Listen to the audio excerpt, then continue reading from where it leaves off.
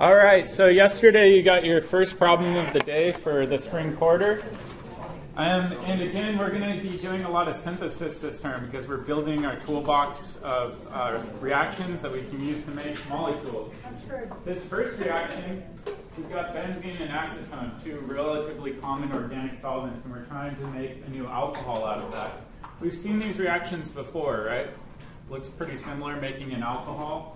We already covered alcohols and how to make them. So the question is benzene a good enough nucleophile to just add directly into acetone? No. No.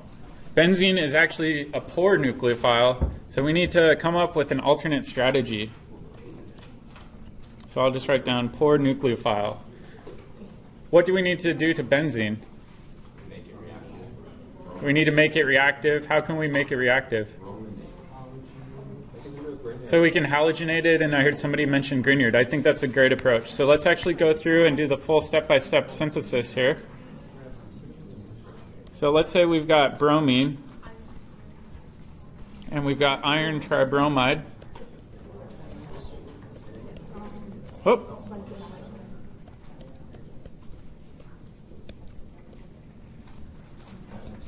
And we've got this big empty p orbital above and below that iron, so this bromine lone pair can actually add directly into that p orbital. So I'll draw the arrow pushing here. And so we've got this strong Lewis-acid interaction. So now we've formed our very strong electrophile that can react with our benzene.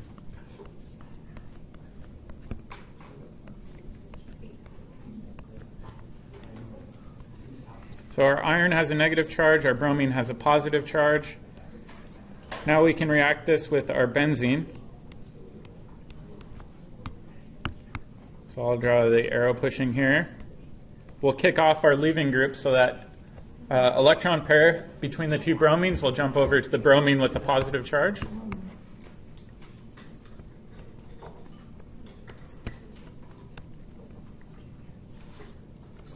now we've got a bromine there, hydrogen here, and we've got a new carbocation. What's the next step? Restore aromaticity, right? This is very, very unstable, so we need a very weak base in order to do this. And in particular, we've got this iron tetrabromide around. They can act as a weak base. Let me actually move this over. So somebody was asking me today, well, why doesn't the iron attack? Well, it's actually the electron pair between the iron and the bromine that will attack, grab this proton and clamp down. And when it does that, the iron loses electrons, therefore forming a neutral iron species. So now we get our bromobenzene.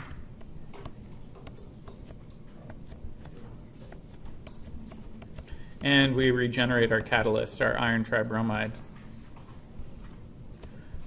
What do we need to add in order to make a Grignard reagent? Magnesium metal, right? And we typically do that in ether, so I'll just add in ether. If you didn't do it, it's fine. It's just important to remember that we can't do a Grignard reagent in a protic solvent, right? If we do it in a protic solvent, it will just deprotonate your solvent and you'll be stuck. So now we've created our Grignard reagent. The magnesium inserted itself between the carbon and the bromine. Now we can have it add to acetone. So we've got a very, very good nucleophile now. This can add in, kick up electrons. I'm going to actually rotate my molecule a little bit.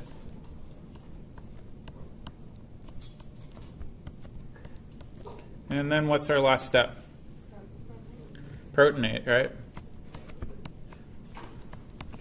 So this alcohol can come and grab a proton off of either water or some sort of weak acid. I'm fine with you doing either of those. But we can't forget that we need to do the protonation step. All right, so bromination, like I said, is a really valuable synthetic tool for making Grignard reagents. We can't forget our Grignard reactions. Unfortunately, this course is very cumulative. I guess fortunately, or unfortunately, depending on your opinion. But we need to kind of remember our toolkit of reactions that we've learned from first and second term. All right, now let's go back to chapter 19. Dr. Engel. Yep. Do you like your other class more than us? I like all my students equally. All right, so the new reaction we're going to be talking about today is called the Friedel-Crafts reaction, and there are two different types. There's the alkylation and the acylation reaction. We're going to start off talking about the Friedel-Crafts alkylation, but a little bit of history. This was invented by Charles Friedel and James Kraft.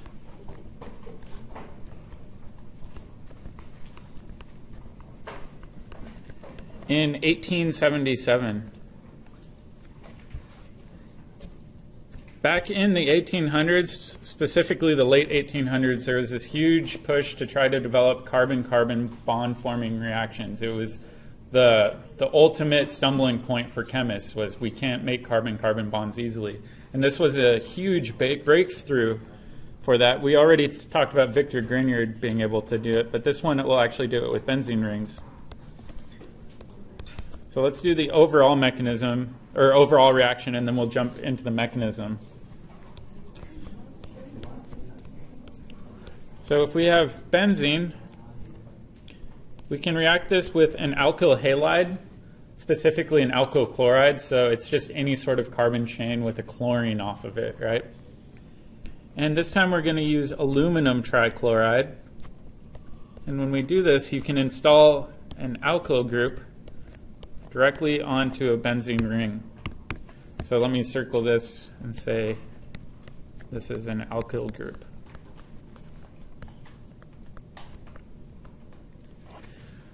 Last term, in chapter 18, we said we can do a lot of chemistry at the benzylic position if we install an alkyl group. So again, this is another really functional tool that we have in order to get a benzylic position installed on a benzene. So let's cover the mechanism really quick.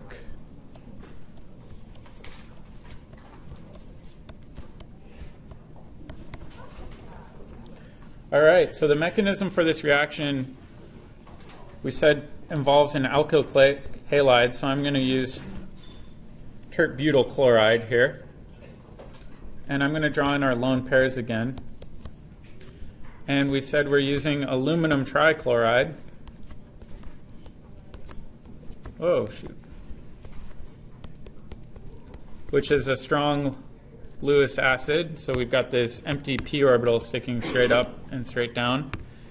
So the first thing that will happen is this chlorine will dump its electrons into the aluminum p orbital.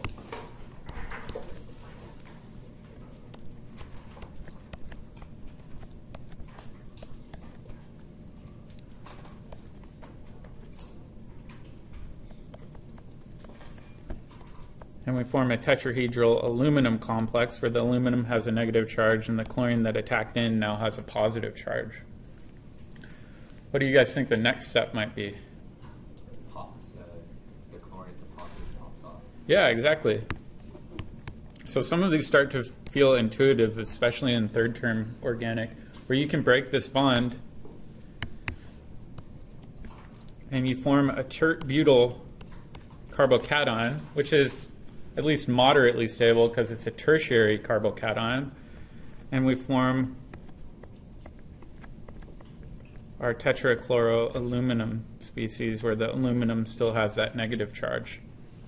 All right, now that we've got this tert-butyl cation, this is a really great electrophile.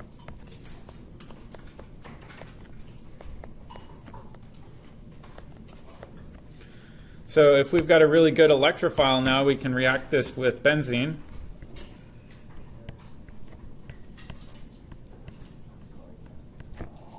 So this benzene will just attack that positive charge on the tert-butyl carbocation.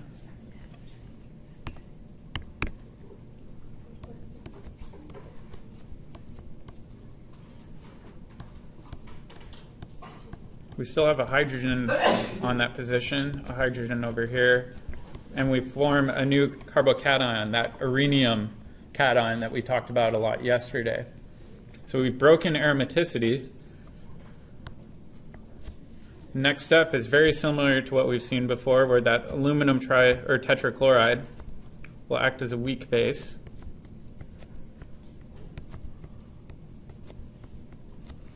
And this aluminum, or the bond between the aluminum and the chlorine, will grab the proton, clamp down, and restore aromaticity to our compound.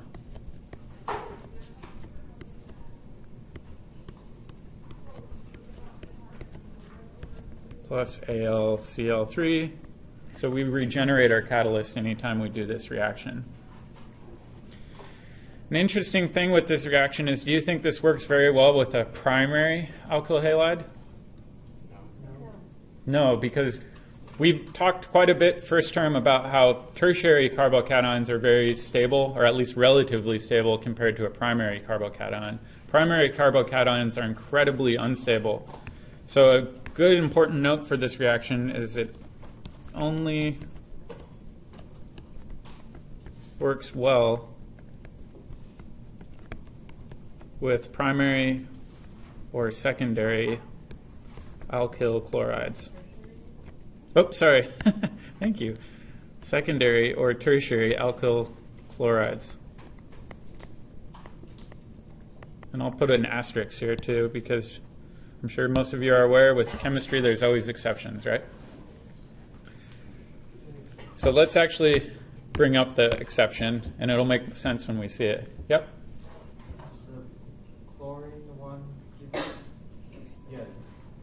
Yep, so the bond between the chlorine and the aluminum is what's actually doing the attacking there.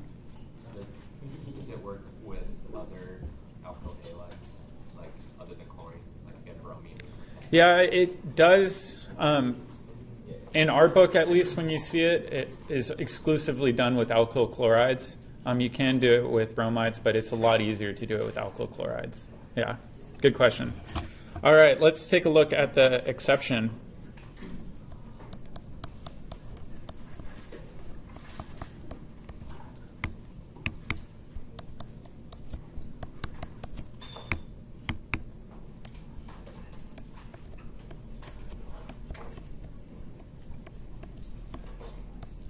Let's say we've got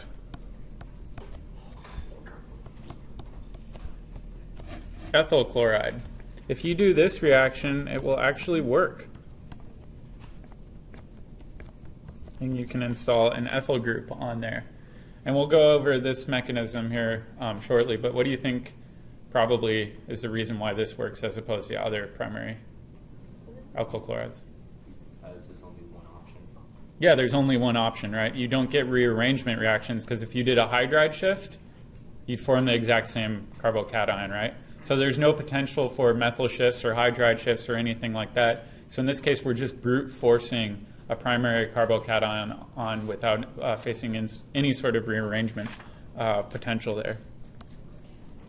So it's kind of a weird exception to the rule that you have to use tertiary or secondary alkyl halides. So let's do an example, too, where we see what's going on. And again, I'm going to show you guys kind of the problem with doing some of these.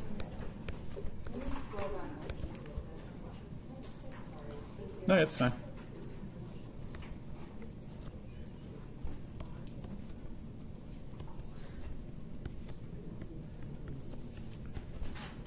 So let's say we do this reaction. So instead of using ethyl chloride, we're actually going to use one chlorobutane and aluminum trichloride. Ideally, what we would imagine getting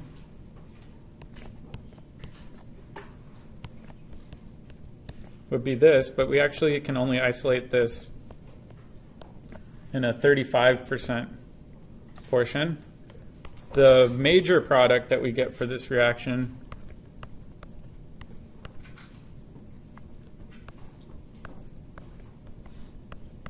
is this guy, which we get, in 65%. Why do you think we're getting this product on the right? Rearrangement. So let's actually show the rearrangement.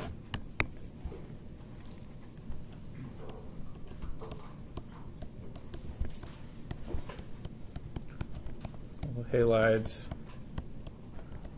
undergo rearrangement.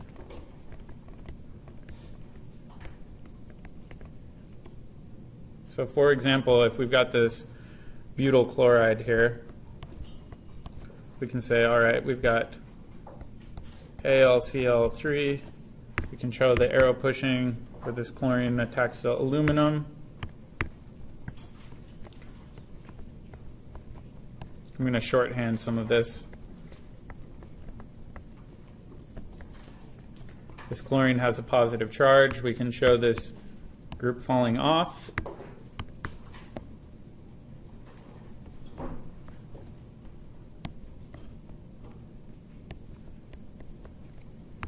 And we said that if you have this pop off, this is primary, which is unstable. Let me actually move this down a smidge. And so if we've got a really unstable carbocation and we've got hydrogens nearby, one of these hydrogens will just pop on over, occupy that primary carbocation position, and you end up getting a secondary carbocation which is more stable.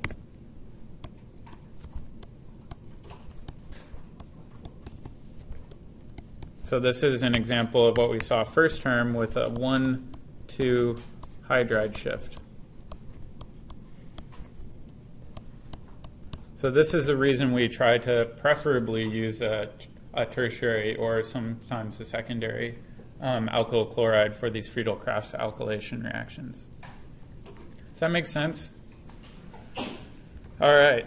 There are some limitations to these reactions that I wanted to bring up really quick. We just discussed one where we said that primary alkyl chlorides result in mixtures.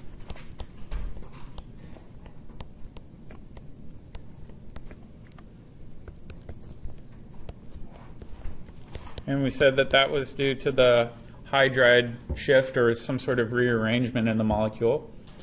The second limitation is it doesn't work if the carbon attached to the chlorine is not sp3 hybridized. Cl is attached to a non-sp3 hybridized carbon.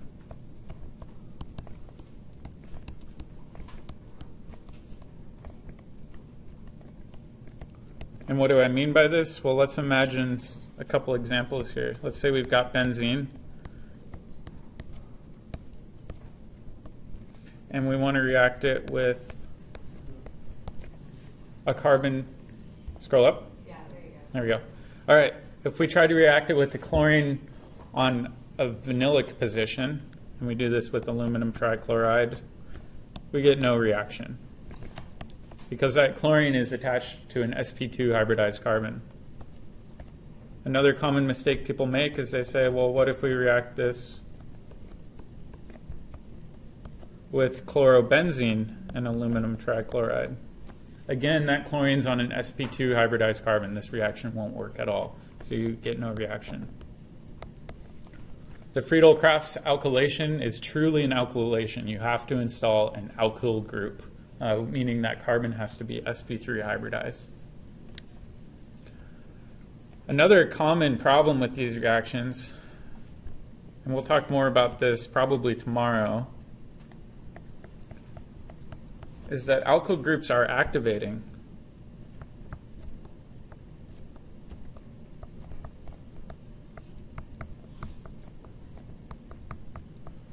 And lead to polyalkylation.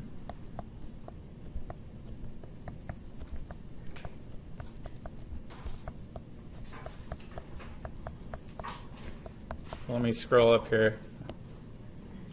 So what I mean by this is the example I gave you would actually be pretty hard to control.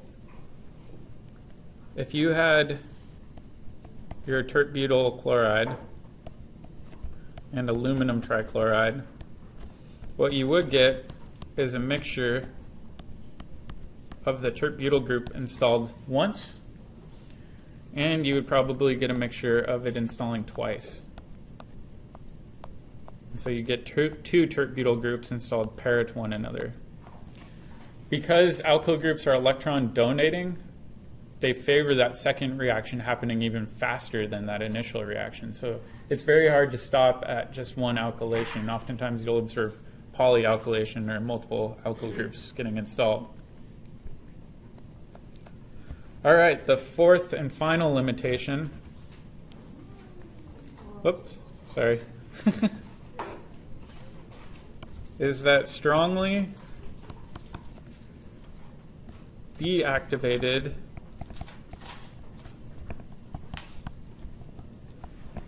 benzenes can't perform Friedel-Crafts alkylation. So strongly deactivated benzenes cannot do, and I'll abbreviate Friedel-Crafts as FC alkylations.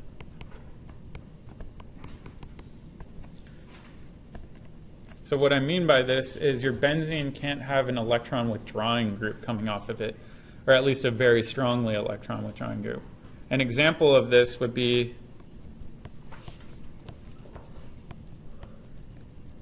if we try to do this reaction on nitrobenzene with tert-butyl chloride and aluminum trichloride, we get no reaction. And that's because the aromatic ring is too electron poor to actually act as a nucleophile in this case. Instead, you get other reactions occurring that are not favorable. So alkylations only work well on electron or on activated benzene rings or weakly withdrawn benzene rings. Friedel-Crafts. I just didn't want to spell out Friedel-Crafts again. We're going to cover that tomorrow. There's kind of a scale for what's really strongly electron withdrawing, what's moderately electron withdrawing, and what's actually donating and strongly donating. Yeah, we will memorize it. Most of it's pretty intuitive, though, and I'll give you guys some tricks and hints for going through that. Oh my gosh, learning's hard. It is really hard, especially this fall. All right. Let's switch gears to Friedel-Crafts acylation. It's very similar to the alkylation reaction and was discovered at the same time.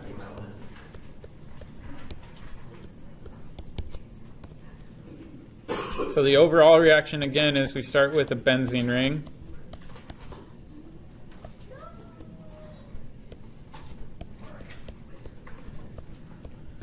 All right, what's the name of that functional group above the arrow? Yeah, and acid halide or acid chloride is what most people call it, or acyl chloride or acyl halide, depending on which region of the planet you're from, I guess. The British like to use all sorts of weird names for stuff, so we may occasionally switch back and forth. So if we react an acid chloride and aluminum trichloride with benzene, we can actually install a carbonyl group directly onto the ring. And this substituent is just called an acyl group. Oh, shoot.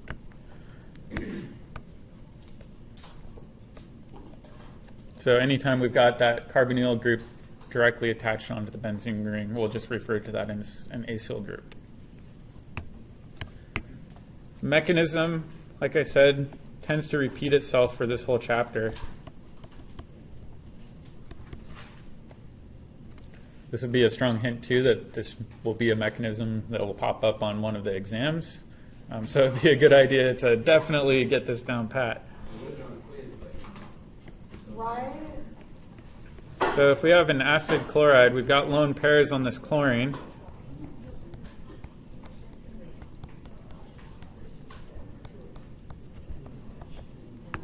We still have this vacant p orbital above and below the aluminum. So the first step will be that our lone pair from our chlorine will actually dump into that vacant p orbital.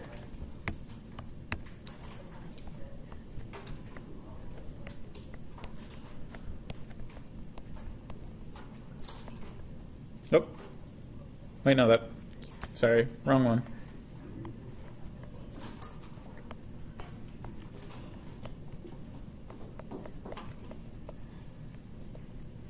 So our aluminum has a negative charge, our chlorine has a positive charge. What do you guys think happens next? This one's a little less intuitive. It's very similar to the last Friedel-Crafts reaction. Yeah, the chlorine pops off. And this inherently looks wrong, but we'll take a look at why it's not. So what we'll do is we form this compound where we've got a carbon with a positive charge on it with a double bonded oxygen. It looks incredibly unstable, right? Does anybody have an explanation for why it's not? Resonance, right? Never in doubt, it's resonance. So we can say, well, if there's actually a resonance structure for this guy, where the lone pair on oxygen can relocate and it can share that positive charge on the oxygen. And what this is called is the acylium ion. So just like that acyl group, it's an acylium ion. And this is a very, very good electrophile. This only works with acid chlorides. You can't do this with the carboxylic acid or anything like that. And then the other byproduct that we get from this reaction is our AlCl4 with aluminum having that negative charge still. All right, so now if we have benzene, we've got a very good electrophile. So we can draw the benzene attacking that carbon. And I'm going to actually erase this arrow so it's not confusing, and dump electrons up to that oxygen.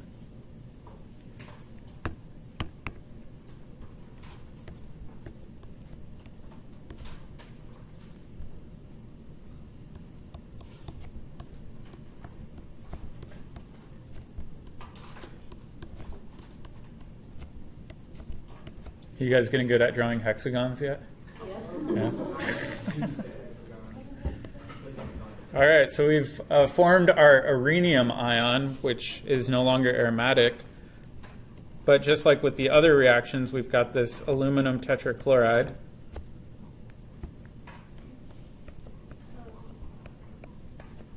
That can act as a weak base.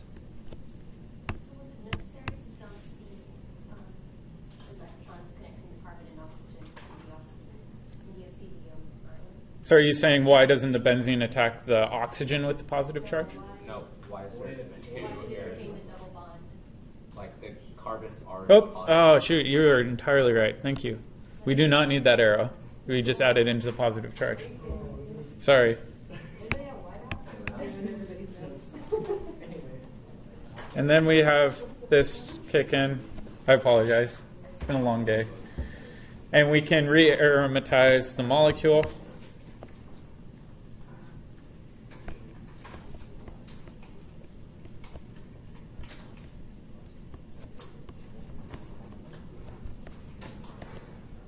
We form aluminum trichloride, plus we also make HCl in this reaction, but we're able to install a carbonyl group very easily. So it won't, the benzene won't attack the oxygen? No, exactly. If we were to do that, the oxygen would violate the octet rule. It would be very, very unstable, right? So in this case, if we attack the carbon, carbon still follows the octet rule. If we add it into that oxygen, this oxygen would then have a lone pair, a triple bond, and a new bond. That would violate the octet rule on oxygen. So in this case, it can only add into the carbon position. It's a good question, though. All right, so we said with Friedel-Crafts alkylation that if you install an alkyl group, you run into this problem of polyalkylation because alkyl groups are electron donating. Are we going to run into the problem of polyacylation? Yes. If we've got a carbonyl group, is it electron donating or withdrawing? Withdrawing. There are no resonance structures where we can donate electrons into that ring. We'll go over this a lot more tomorrow of drawing resonance structures, but trust me, if you try pushing these electrons on that oxygen down into the ring, you're going to be breaking some serious rules. You're going to have some Texas carbons in there. So in this case, you can only pull electrons out of the ring. These carbonyl groups are always going to be electron withdrawing, so you don't run into the same problems. You don't run into that polyalkylation. So polyacylation is not observed.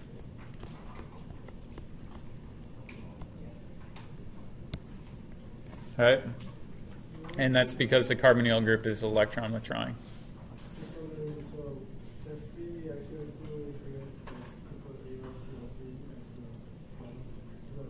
As a byproduct? It's fine. You always want to try to keep track of atoms through there, but you guys may have noticed I forgot to include HBr on some of the previous ones. I'm more interested in the main product, but you should always try to show regeneration of your catalyst, because this is truly catalytic. You don't need a full stoichiometric equivalent of your aluminum. All right. So one thing that I didn't really understand was I was like, okay, so great. This is another tool that we have at our disposal to install a carbonyl group. Great, done. Just put that in the memory bank, set it aside. But this is actually useful for a slightly different reason. And this kind of leads into a new reaction called the Clemmensen Reduction.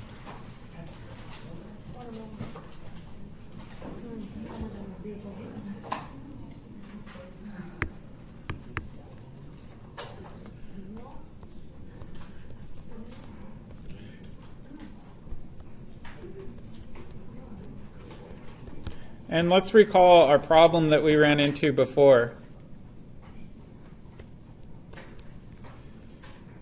If we add in butyl chloride and aluminum trichloride,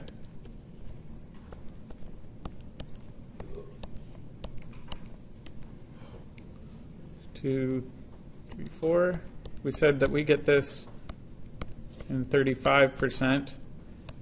And we get our rearranged product in 65%. Well, that's kind of crummy if you want that first product, right? You're throwing away 2/3 of your product trying to get that first product. So this is very inefficient if what you're looking for is this.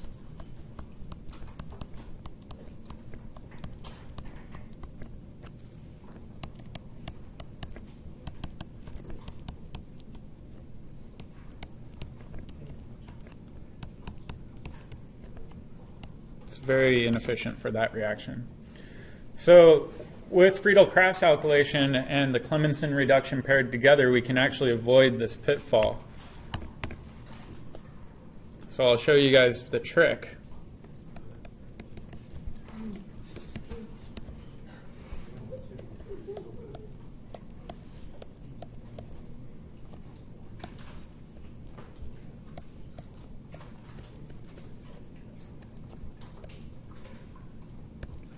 We can get this acid chloride and aluminum trichloride, right? So instead of doing an alkylation, we're doing an acylation reaction.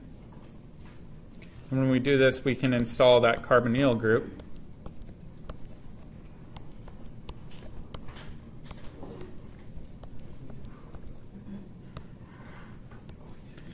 And now we can actually cleave off that oxygen and get straight to our desired product. And this is the Clemmensen reduction. And it's not a very green reaction, but it works well. The reagents you need are zinc and mercury. And what this is called is an amalgam. It's a zinc-mercury amalgam, so you kind of mix them together into a paste. and you can throw it in there along with HCl, and you can completely cleave off that carbonyl group and get straight to your long alkyl chain without throwing away 2/3 of your product by doing the normal alkylation strategy. So the Clemmensen reduction is pretty useful. Adrian will like this one. You don't need to know the reaction. Oh, yeah. Are you assuming that Adrian's not going to like that? It's one less thing to know. Don't need to know the mechanism.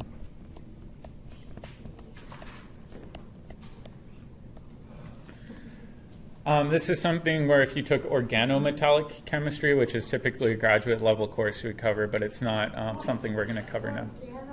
Organometallic chemistry. So it's a crossover between organic chemistry and inorganic chemistry. It's a really interesting class, and if you ever take it, it's a blast, but it's a lot of mechanistic work, and we're just not even going to touch on it. I don't even think the book has the mechanism for it in here. So the Clemmensen reduction isn't just one new reaction to learn. It's a really nice, efficient shortcut to avoid rearrangements if you want to install a long alkyl chain onto a benzene ring. All right. We're actually making pretty good time through this. So I'm going to continue on to the next section.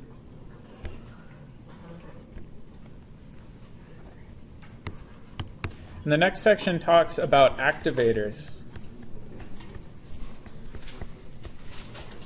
And I already mentioned with the Friedel-Crafts alkylation that alkyl groups are electron donating, and I called them activators. And we have to kind of take a look at what I mean by that. Activators are benzene-type molecules that have electron-donating substituents. Let me just say aromatic.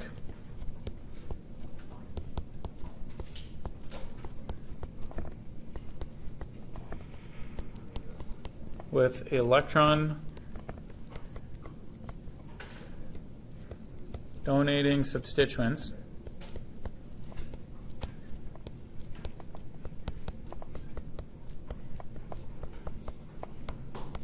Are activated.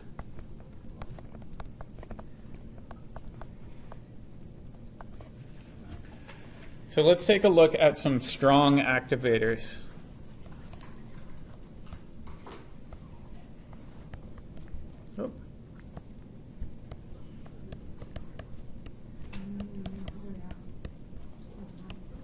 Oh, shoot. All right. So a strong activator would be something like an alcohol coming off of a benzene. What do we call this parent name? Wouldn't that be withdrawn? Well, let's think about this. We're going to go through this and kind of talk about it. This one's actually strongly electron donating. It's a little bit weird to think about because we're taught that oxygens are electron withdrawing, right? So you'd initially say, well, there's an inductive effect between that carbon and that oxygen. It should be pulling electrons. But the tricky thing is we've got lone pairs that can be resonance delocalized into the ring. And so whenever you have resonance, that trumps inductive forces. So in this case, the lone pairs on the oxygen actually make it electron donating. Same thing with phenoxide. We have these lone pairs on the oxygen that can also donate into the ring. Let's take a look at another one.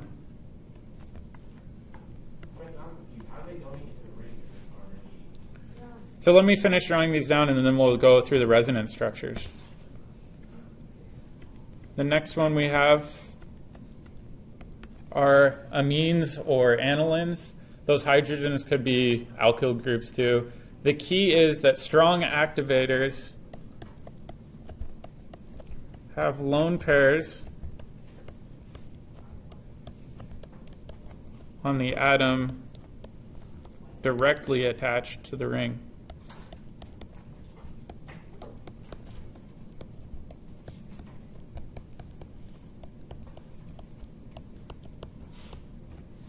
That's the easiest way to remember these is, oh, oxygen's got a lone pair.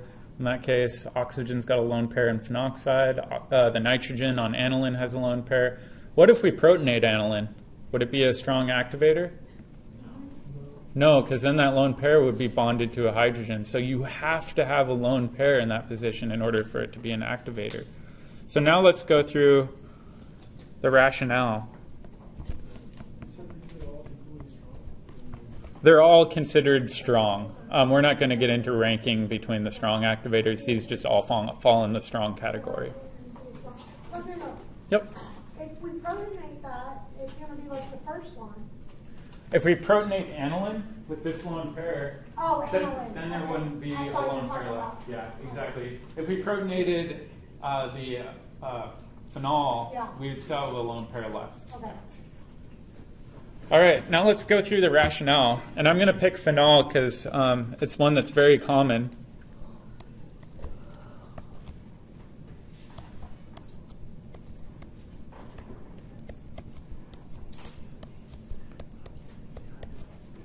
So if we go through and we draw the resonance structure, we can say, all right, we can dump the electrons down, dump one over here.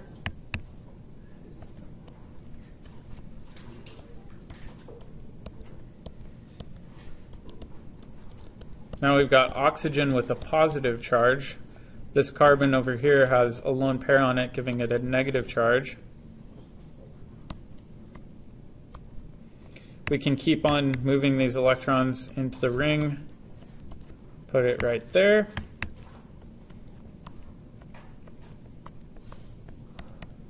Giving that other side the negative charge.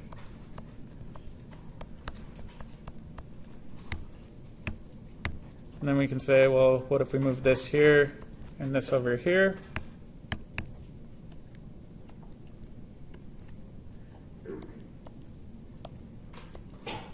Actually, let me move this a bit. I want to make sure I have enough space.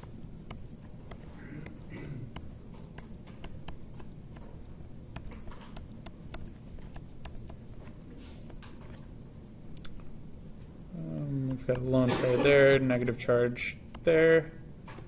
We've got pi bonds there, and we can even move it all the way back. I'm just going to...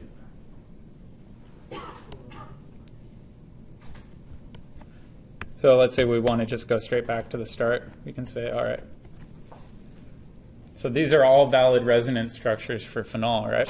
I don't understand why, because I thought that the aromatic would be by far the same. Yes, you're absolutely correct. If we were to label these major or minor contributors, the top left-hand corner would be far and away the major contributor. The other three would be minor contributors, right? So the big thing to think about, though, is that even though there's minor contribution by those other three, they're very important.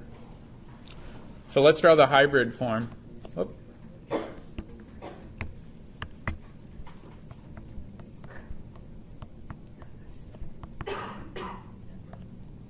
If we were to draw the hybrid of phenol,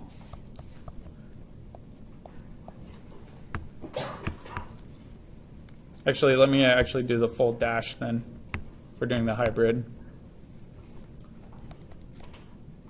We could draw all of the pi bonds delocalized. The oxygen would carry a partial positive charge, right? What position would this be with that partial negative? Ortho, right? So if we're looking at the phenol as the parent group, we go ortho, meta, para. Para is on the opposite side, ortho is on the closest position. So the ortho position would have a partial negative. The para position would have a partial negative, and the other ortho position would have a partial negative. So this is the key to understanding activators, is kind of imagining this hybrid view. So in these electrophilic aromatic substitution reactions, we're always reacting a nucleophile with a very strong electrophile. So which carbons are going to be nucleophilic? Ortho and para. We said before nucleophiles are either things with pi bonds or partial negatives or full negatives.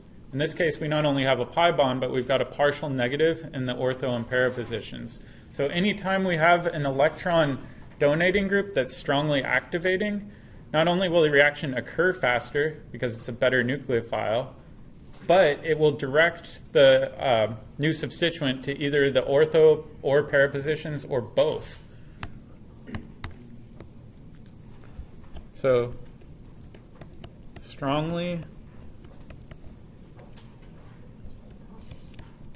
electron donating groups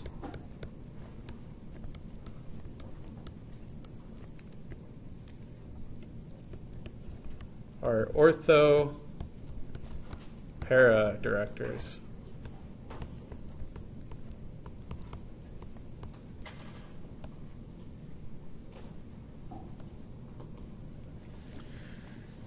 All right. This is still true for weakly electron donating groups, but we tend to see this exclusive selectivity for strongly electron donating groups. So let's take a look at moderate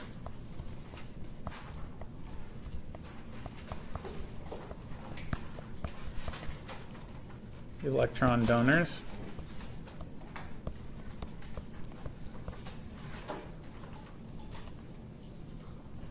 Does anybody have an idea for something that might be moderately electron donating? Alkyl groups. So if we look at something like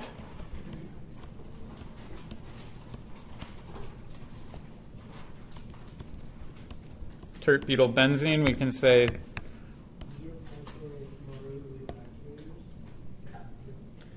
oh yeah, I guess you could rephrase this and say moderate electron donors or activators. They're essentially synonymous. Oh. And why are these acting as electron donors, that tert-butyl group? No idea. This is a term I've thrown around a few times already. Hyperconjugation, right? That wasn't neat. I said about it.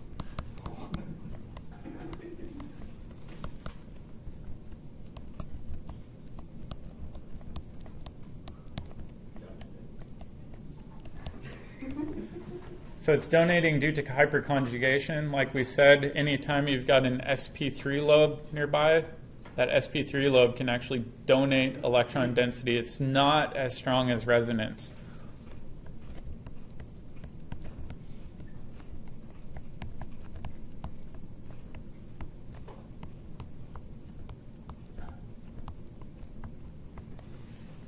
All right, so let's go back to my favorite example. Alcohol, alcohol. No. Talk about that what he said one day. Yeah, you make me sound like a drunk. I swear you said that was your favorite something. My favorite alcohol is ethanol. Yeah, something like that. So if we look at toluene, we already said before that with toluene, we can form trinitrotoluene, and in particular, those nitro groups got installed into the ortho and para position. We didn't get meta nitrotoluene, we got ortho para toluene. So in this case, it's still an ortho para director. You get a very, very tiny amount of meta nitrated toluene.